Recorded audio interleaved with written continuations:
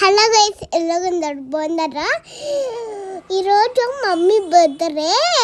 So అదండి ఈరోజు Sirisha birthday.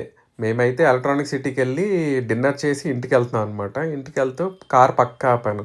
పక్కకు ఆపి కేక్ తీసి దాన్ని వెలిగించి పాపర్స్ బ్లాస్ట్ చేసినప్పుడు శిరీష అయితే మామూలు ఎక్సైట్ అవ్వలేదు. చాలా అంటే చాలా హ్యాపీగా అయిపోయింది.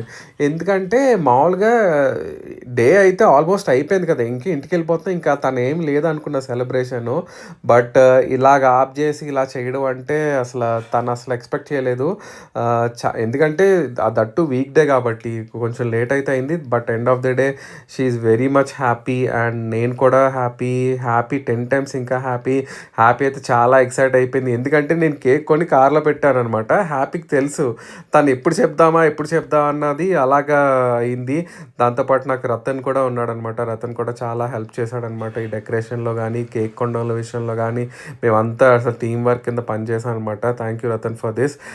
దాని తర్వాత ఒక 2 ఫోటోలు దిగాం అనమాట. సో దాని తర్వాత శిరీష ఏమొచ్చి నేను డ్రైవ్ చేస్తానన్నది కారు. సో నేనైతే కార్ కీస్ అయితే ఇచ్చాను.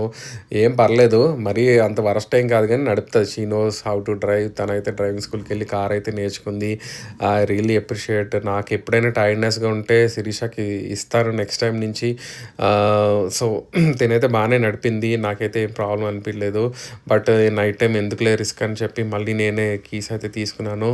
సో ఇదండి శిరీష బర్త్డే అయితే అయ్యింది. So thank you very much and subscribe my channel.